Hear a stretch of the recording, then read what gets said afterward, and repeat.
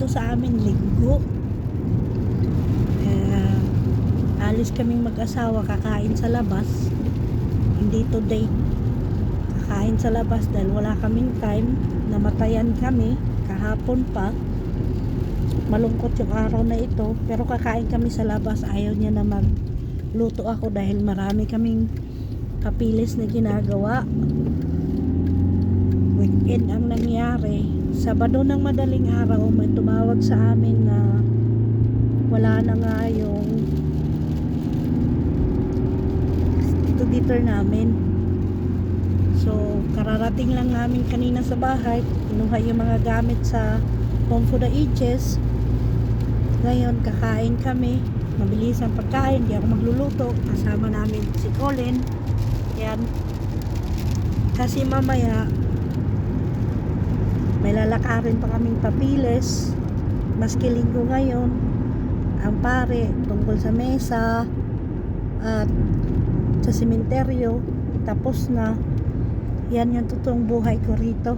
Hindi ko lahat actually binoblog ang katotohanan na nangyayari behind the camera, pero sabi ko itong araw na to mag-vlog ako at magpinto sa inyo na nagdadalamhati kami sa aking tito Peter na wala na siya. Sobrang lungkot.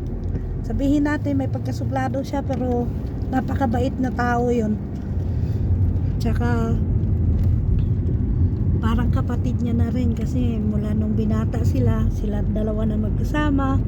Tsaka nung unang atake sa puso, siyang nag-asikaso, pinatayo at dinala sa ospital.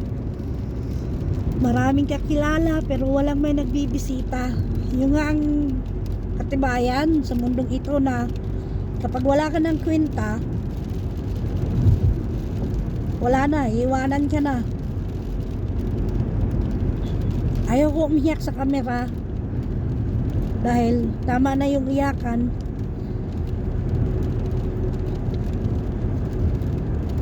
Yun, kapag wala ka ng kwenta, wala nang may aasikaso sa'yo, wala nang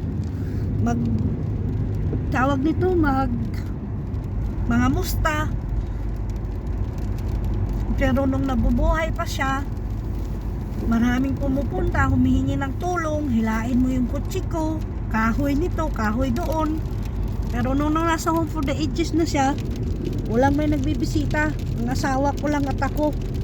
Ang masakla pa doon, yung taong hindi nag-aasikaso sa kanya, yung pang magmamana ng lahat. Okay lang, hindi naman yan nakukuha sa mana kundi yung kabutihan na ginawa mo sa tao na hindi mo naman talaga kadugo, pero inasikaso mo hanggang sa huling hininga. Ang asawa ko,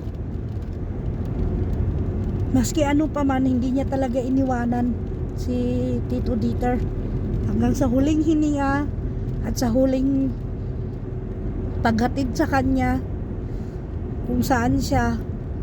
Ngayon, alam niya na loyal ang asawa ko sa kanya at lahat ginawa para sa kabutihan niya. So mga loves,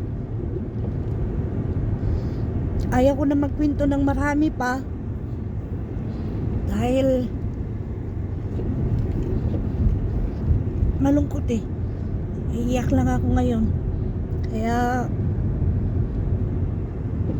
dito sa Germany bawal mag-video tungkol sa patay at libing, kaya wala kayong makikita na i-upload ko about sa libing o anuman. Bawal, tsaka bastos yan. Ang mga puti hindi nila gusto yung bastos daw. Tama, naintindihan ko naman kaya kayo dyan sa labas, mag-ingat kayo palagi. At kung magkasakit kayo at alam nyo parang humihina na ang mga buto-buto ninyo, mag-iwan na kayo ng testamento sa karapat-dapat na tao na loyal sa inyo.